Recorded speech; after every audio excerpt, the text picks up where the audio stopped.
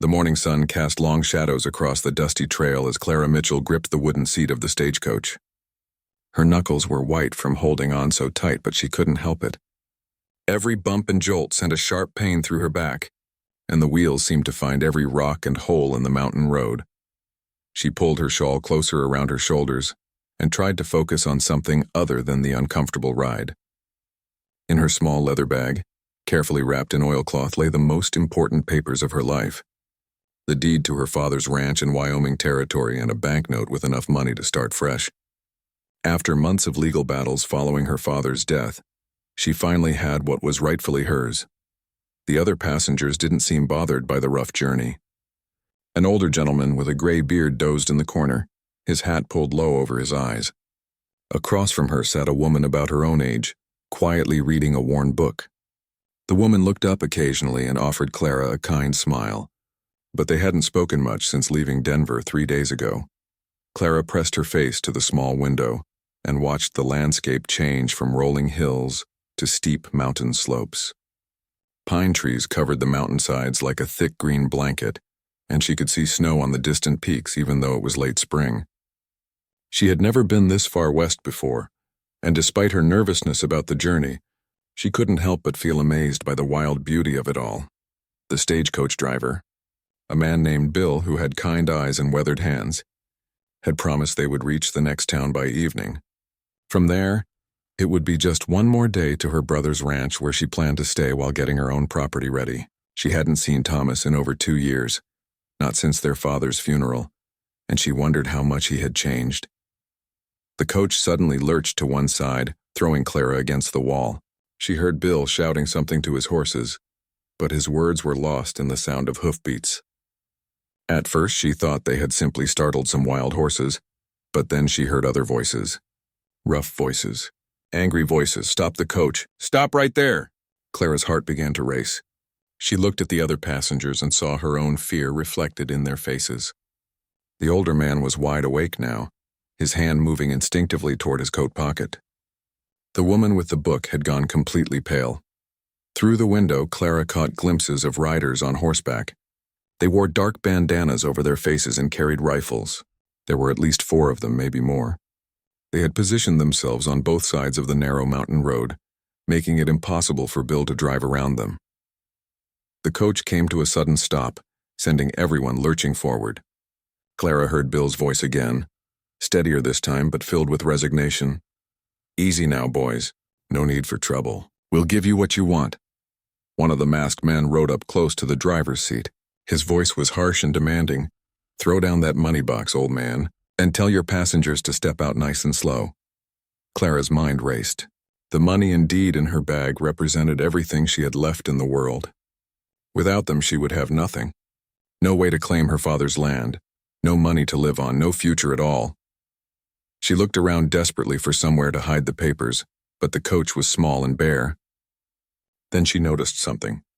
When the coach had stopped, it had tilted slightly to one side. From where she sat, she could see that they were very close to the edge of the road. Beyond that edge, the mountainside dropped away into a thick forest of pine trees. The coach door opened with a loud creak. One of the bandits, a tall man with cold blue eyes above his bandana, gestured with his rifle. "Come on out, folks. Nobody gets hurt if you do what we say." The older gentleman stepped out first, his hands raised. The woman with the book followed, clutching it tightly to her chest. Clara knew she had to move, but her legs felt like they were made of lead. As she stepped toward the door, she heard Bill cry out in pain. She looked up to see him doubled over on the driver's seat, blood seeping through his shirt. One of the bandits had shot him when he tried to reach for something, probably his own weapon. "That's what happens when folks don't cooperate," the tall bandit said coldly. "Now let's see what you people have that's worth taking." Clara's anger flared up stronger than her fear. These men had hurt Bill, a good man who was just trying to do his job and get his passengers safely to their destination. They were stealing from people who had worked hard for what little they owned.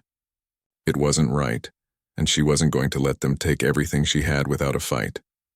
As she stepped down from the coach, Clara pretended to stumble. In that moment of confusion, she broke away from the group and ran toward the edge of the road. Behind her, she heard shouts of surprise and anger. "Hey, get back here! Stop her! Clara plunged down the steep mountainside, her skirts catching on branches and rocks. She could hear the bandits crashing through the brush behind her, but she knew these mountains better than they did. Her father had brought her here many times when she was younger, teaching her to read the land and find her way in the wilderness. A shot rang out, and she felt a burning pain across her left shoulder. The bullet had grazed her, tearing through her dress and leaving a bloody scratch on her skin. But she kept running, driven by desperation and determination. The pine forest was thick and dark, providing good cover but making it hard to see where she was going.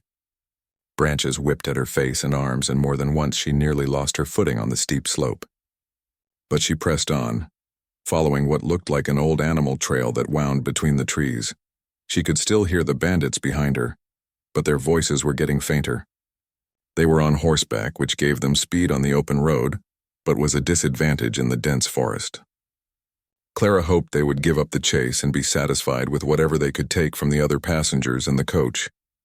As the sun began to set, painting the sky in shades of orange and pink, Clara found herself alone in the wilderness.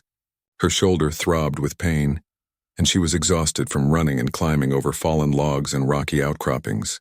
She had managed to keep her bag with the precious papers, but she was lost and bleeding, with no idea how to find her way back to civilization. She stumbled on through the growing darkness, following what she hoped was a downward path that might lead to water.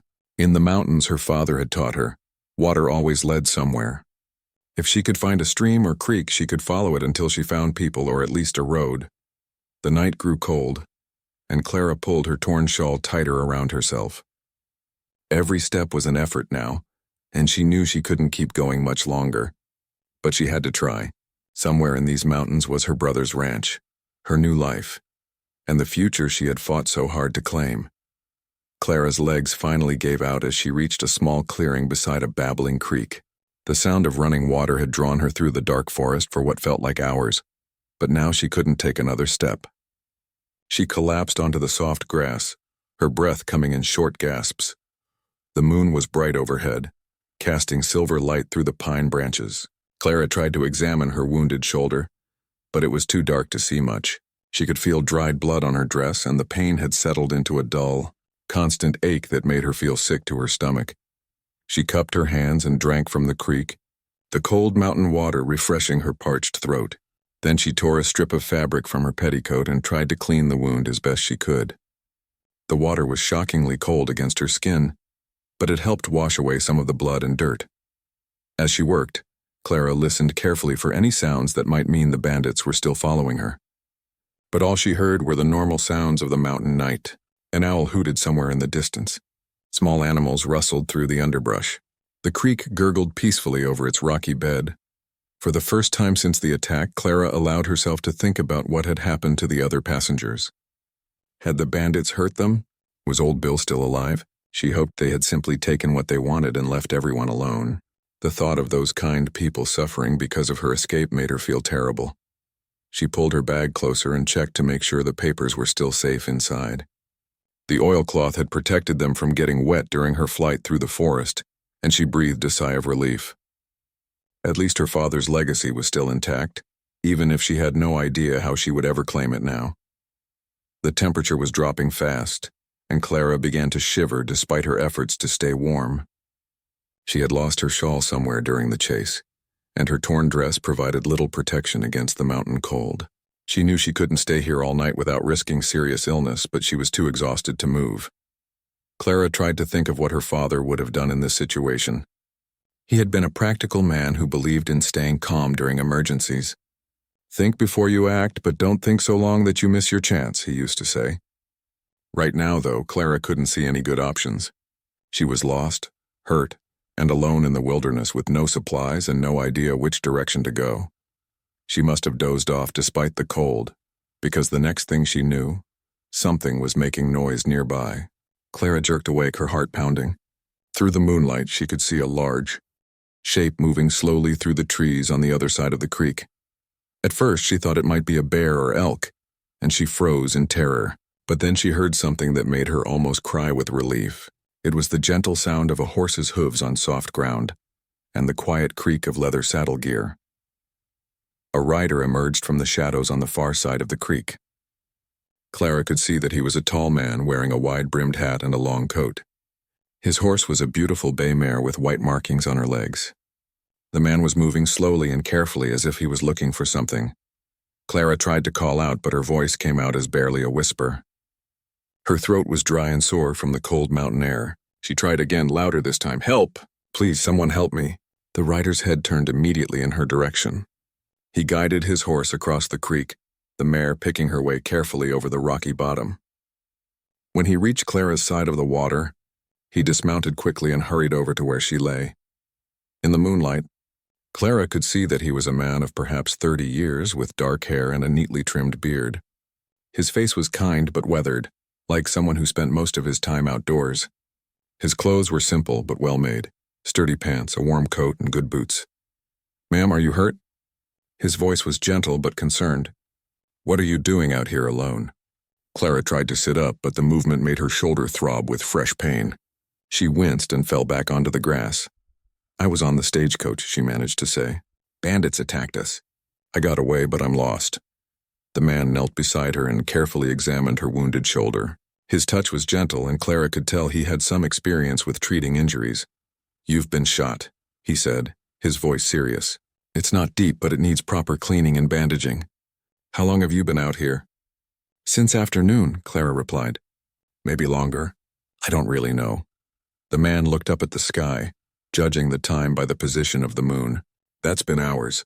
You must be freezing." Without hesitation, he took off his coat and wrapped it around Clara's shoulders. The heavy wool was warm from his body heat, and she immediately felt better. "My name is Jack," he said. "I have a place not far from here. Can you ride if I help you onto my horse?" Clara nodded, though she wasn't sure she could stay upright in a saddle. Jack seemed to understand her concern. "Don't worry," he said. "Belle here is as gentle as they come, and I'll walk alongside to make sure you don't fall." Jack helped Clara to her feet, supporting most of her weight as they made their way to his horse. Belle stood perfectly still as he lifted Clara onto the saddle, then adjusted the stirrups so she could get a secure seat. "Hold on to the saddle horn," Jack instructed, "and don't worry about steering. Belle knows the way home." As they began to move through the forest, Jack walked beside the horse, one hand on the reins and the other ready to steady Clara if she started to slip. He seemed to know exactly where he was going, following what looked like an old trail that Clara never would have noticed on her own. "How did you find me?" Clara asked as they walked. "I was checking on some cattle that graze in the high meadows," Jack explained. "On my way back, I heard someone calling for help. Lucky thing I decided to take the long way home tonight." Clara was grateful beyond words, but she was also curious about this mysterious man who had appeared just when she needed help most. His horse and equipment were of excellent quality, much better than what most working cowboys could afford. His speech was educated and his manners suggested good breeding. Yet he seemed completely at home in the wilderness, moving through the dark forest as easily as if it were broad daylight. After about an hour of slow travel, they emerged into a small valley where Clara could see the warm glow of lamplight in the windows of a cabin. Smoke was rising from the chimney, and there was a well-built barn nearby. Everything looked neat and well-maintained, though simple in design. "Here we are," Jack said. "Home sweet home." As they approached the cabin, Clara felt her strength finally giving out completely. The combination of shock, blood loss, and exhaustion was catching up with her. She swayed in the saddle, and Jack immediately reached up to steady her.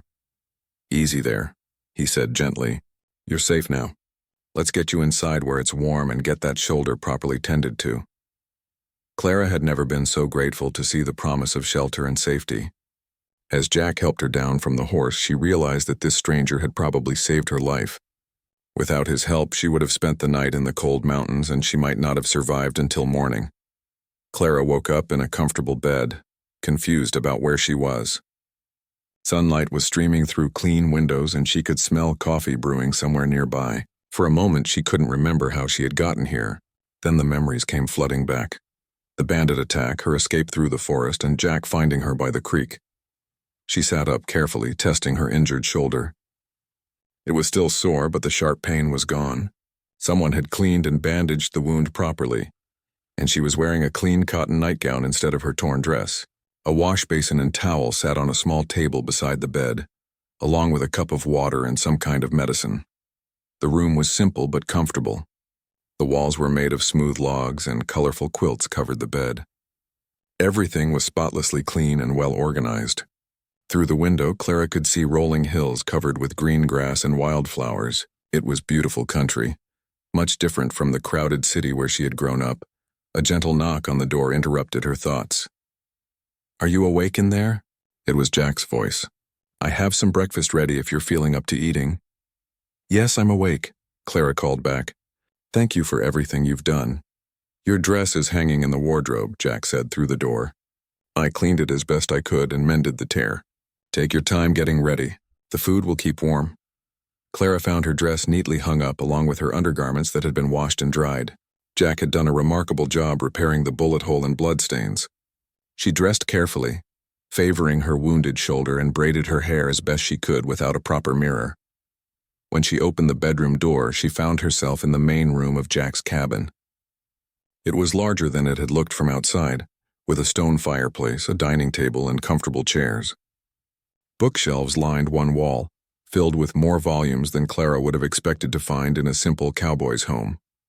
Jack was standing at the stove, stirring something in a large pan. He turned and smiled when he saw her. "You look much better," he said. "How's the shoulder feeling?" "Much better, thanks to you," Clara replied. "I don't know how to thank you for saving my life." Jack waved off her gratitude. "Anyone would have done the same thing. Come sit down and eat something. You need to get your strength back." He served her eggs, bacon, and biscuits that were better than anything she had eaten in weeks. There was also fresh milk and butter and honey that tasted like it came straight from the hive. "This is delicious," Clara said between bites. "You're quite a cook," Jack laughed. "When you live alone, you learn to take care of yourself pretty quickly. Otherwise, you'd starve or live on nothing but beans and hardtack." As they ate, Clara found herself studying Jack more closely.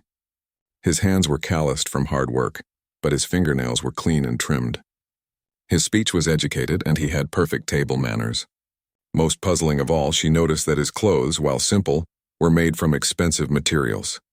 His boots were hand-tooled leather that must have cost more than most cowboys made in a month. "Have you lived here long?" Clara asked. "About 3 years," Jack replied. "I came out here looking for a quieter life. The city never agreed with me much." "Which city?" Jack hesitated for just a moment before answering. "Denver. I worked in an office there, but I always preferred being outdoors." Clara sensed there was more to the story, but she didn't want to pry. Jack had already done so much for her, and it wasn't her place to question him about his past. After breakfast, Jack showed her around his property. The cabin was just the beginning. There was a well-built barn housing several beautiful horses, far more than one man would need for working cattle. Behind the barn was a workshop filled with fine tools and half-finished carpentry projects. "You built all this yourself?" Clara asked, running her hand along a perfectly smooth piece of wood. "Most of it," Jack said. "I enjoy working with my hands. It's peaceful." They walked through pastures where cattle grazed peacefully, and Clara noticed that the fences were built to last, with no shortcuts taken anywhere. Everything on Jack's property showed the same attention to quality and detail. What struck Clara most was how Jack treated his animals. His horses came running when they saw him, clearly happy to see their owner. Even the cattle seemed calmer around him than around most ranchers she had known. It was obvious that Jack cared deeply about the creatures in his care. "I should send word to my brother," Clara said as they walked back toward the cabin. "He'll be worried when I don't arrive on schedule." "Of course," Jack agreed. "I'll ride into town tomorrow and send a telegram. What's his name and where can we reach him?" Clara gave him Thomas's information, along with a message explaining what had happened. She also asked Jack to contact the territorial authorities about the bandit attack. "I'll take care of everything," Jack promised. "In the meantime, you should rest and let that shoulder heal properly." Over the next few days, Clara found herself settling into a comfortable routine at Jack's ranch. He was the perfect gentleman, never making her feel uncomfortable or unwelcome. He gave her space when she needed it, but was always available to help with anything she required. What fascinated Clara most was discovering how educated and well-read Jack was. In the evenings, they would sit by the fire and talk about books, current events, and philosophy. Jack had opinions on everything from politics to poetry, and he expressed them with the confidence of someone who had received an excellent education. "Where did you go to school?" Clara asked one evening as they discussed a book she had found on his shelf. Back east, Jack said vaguely. A long time ago. Clara was becoming more and more curious about Jack's background. He obviously came from money and education, yet he chose to live simply in the mountains. He was knowledgeable about business and politics, but seemed to have deliberately removed himself from that world.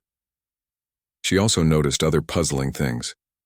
Jack received mail regularly, delivered by a rider who made special trips to the ranch. Most of the letters bore expensive stationery and official-looking seals. When mail arrived, Jack would read it privately and then lock it away in a desk drawer. One afternoon, while Jack was working in the barn, Clara noticed a letter that had fallen behind his desk. She picked it up to return it to him and couldn't help seeing the return address. It was from a law firm in Denver, one of the most prestigious firms in the territory. Clara's curiosity was really aroused now, but she decided not to mention the letter. If Jack wanted to tell her about his past, he would do it in his own time. A week after her arrival, a rider brought news that Thomas was on his way to collect her. Clara felt a strange mixture of relief and sadness at the prospect of leaving. She was eager to see her brother and get started on her new life, but she had grown fond of Jack and his peaceful ranch. "You'll always be welcome here," Jack told her when she expressed her mixed feelings. "If you ever need anything or if you just want to visit, my door is always open." As Clara prepared for her brother's arrival, she found herself wondering if she would ever see Jack again. There was so much about him that remained a mystery. But one thing was certain. He had changed her life in ways she was only beginning to understand. Thomas arrived on a warm Thursday morning, riding hard with two other men Clara didn't recognize. She heard the horses approaching while she was helping Jack tend to his vegetable garden, and her heart jumped with excitement at seeing her brother again. Thomas Mitchell was a big man with sun-weathered skin and kind eyes that reminded Clara of their father. When he saw her, he leaped down from his horse and swept her into a careful hug, mindful of her healing shoulder.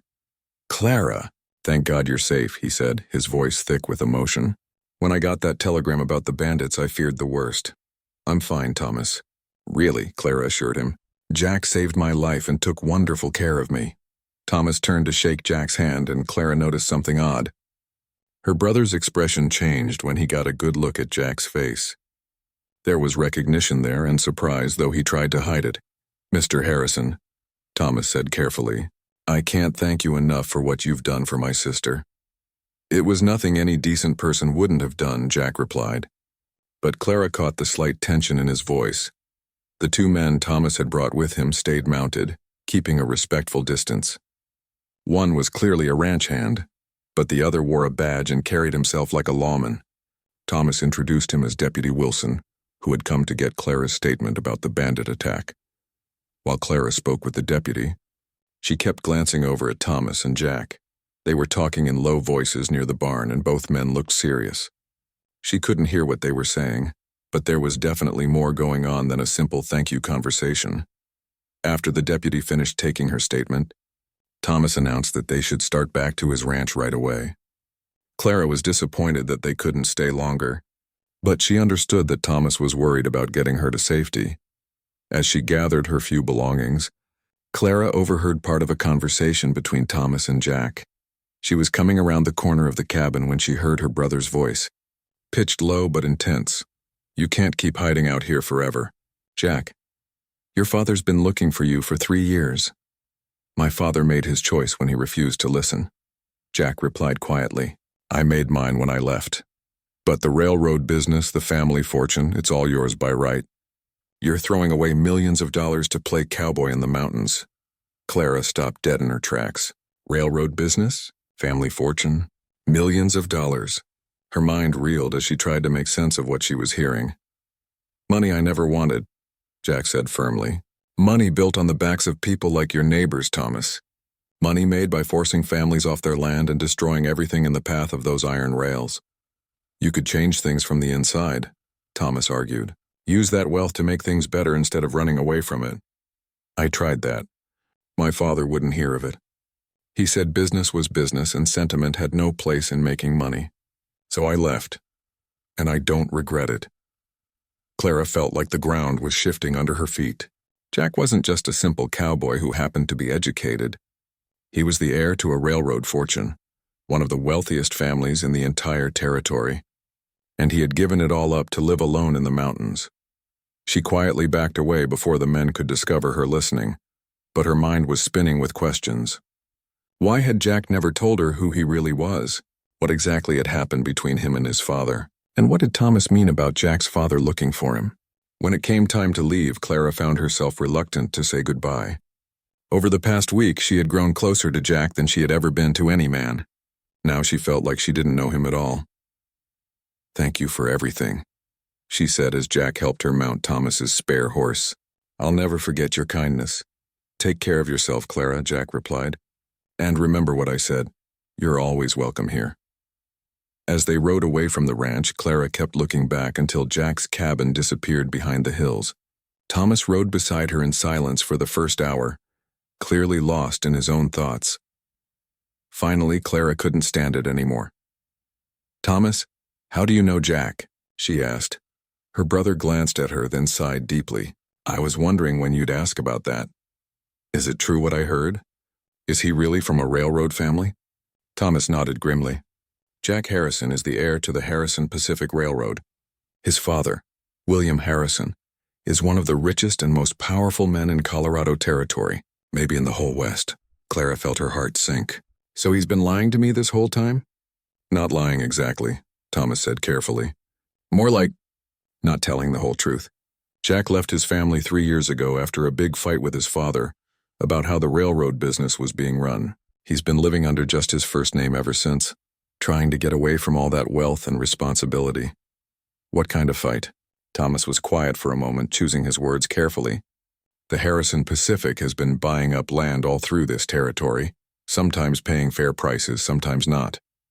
They've pushed a lot of families off their property to make way for rail lines. Jack thought his father should be more generous with compensation and more careful about displacing people. His father thought Jack was being foolishly sentimental." Clara remembered Jack's comments about money built on the backs of people like Thomas's neighbors. It was starting to make sense. So he just walked away from millions of dollars? "That's exactly what he did," Thomas confirmed. "Caused quite a stir in Denver society, I can tell you.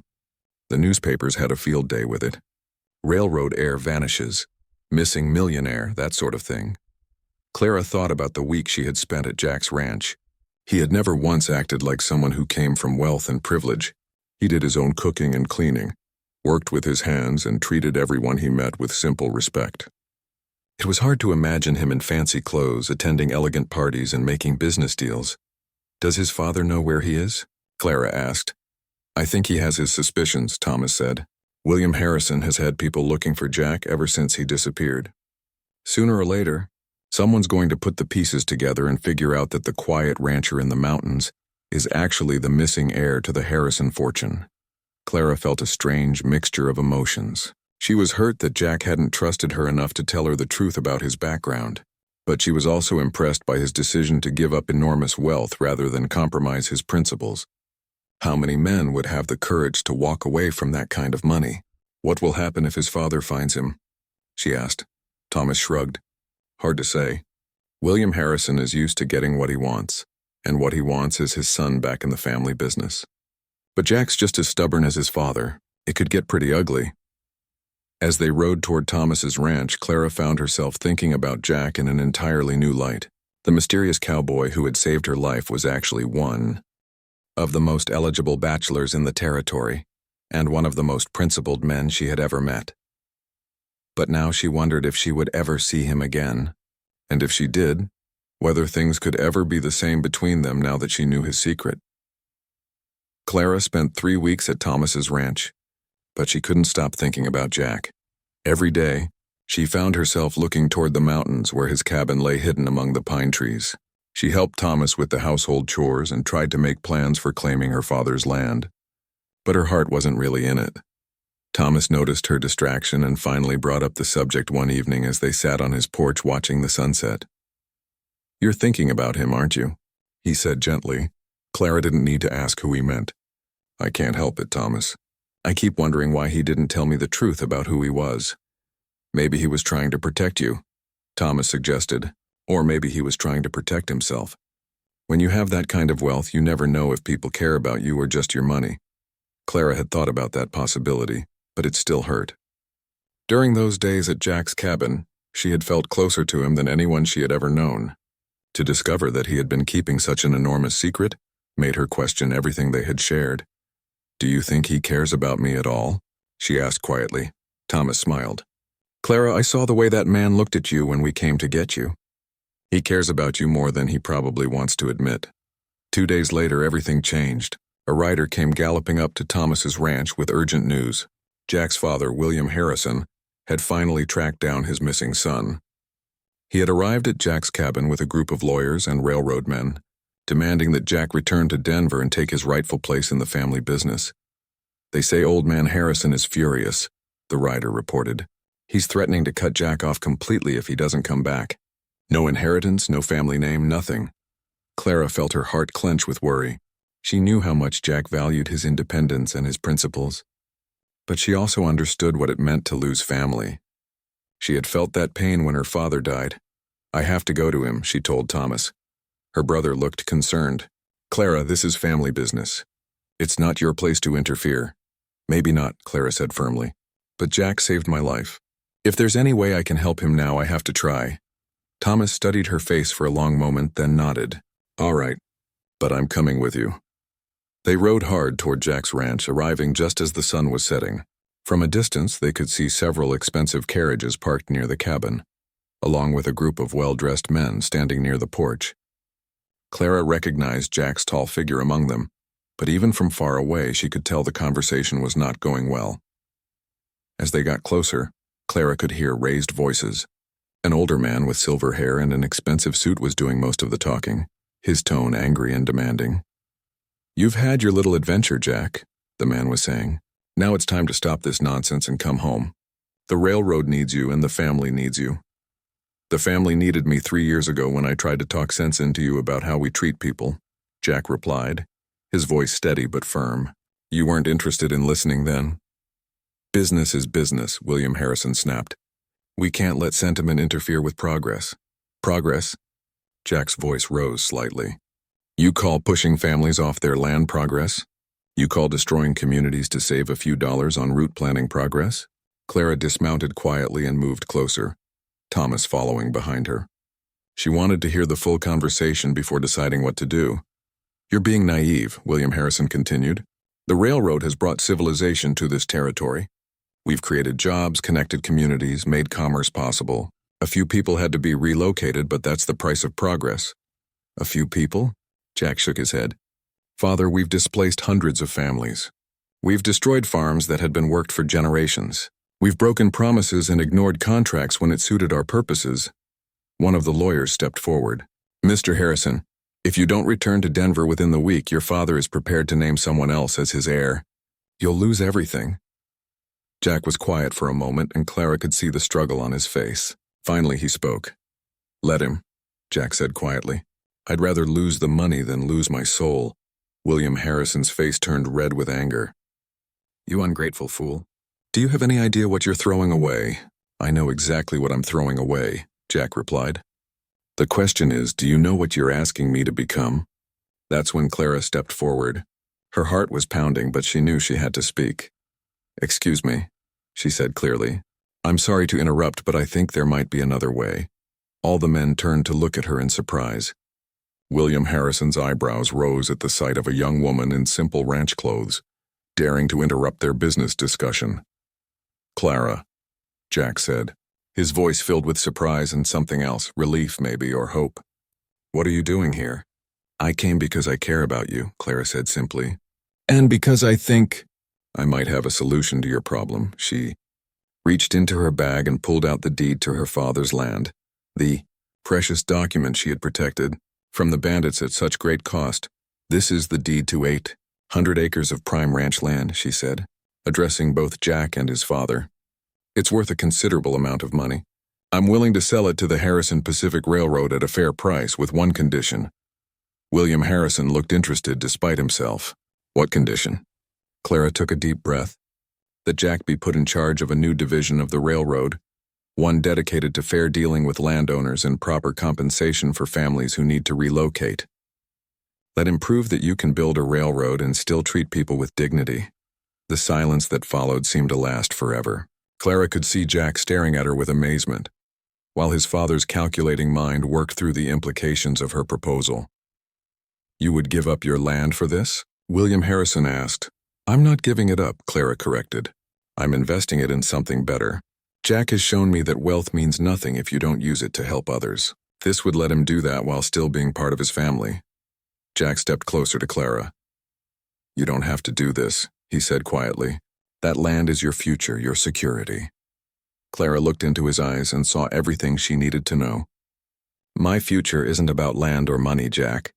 It's about being with someone who shares my values and dreams. William Harrison cleared his throat. It's an interesting proposal, he admitted. But one small parcel of land hardly proves anything. Then make it a real test, Clara suggested. Give Jack 1 year to show that his way can work. If he succeeds, expand the program. If he fails, you'll know you were right all along. After a long moment, William Harrison nodded slowly. Very well, 1 year. But I want to see results, not just good intentions. Jack looked at his father, then at Clara, then back at his father. And if it works, if we can prove that the railroad can be profitable and ethical at the same time, then you'll have earned your place in the business, William Harrison said. On your own terms. As the lawyers and railroad men departed, Jack took Clara's hands in his. Why did you do that? He asked. You risked everything for me. Clara smiled. Because I realized that having money means nothing if you don't have someone to share your dreams with. And because I believe in the man you are, not the fortune you inherited. Jack pulled her close, mindful of her healing shoulder. Then will you help me build something better? Will you marry me and help me prove that business can have a heart? Clara looked around at the beautiful mountain valley that Jack called home, then up at the man who had saved her life in more ways than one. I can't think of anything I'd rather do, she said. And as the stars came out over the peaceful ranch, Clara knew that sometimes the best legacies weren't built with money, but with love, courage, and the determination to make the world a little bit better.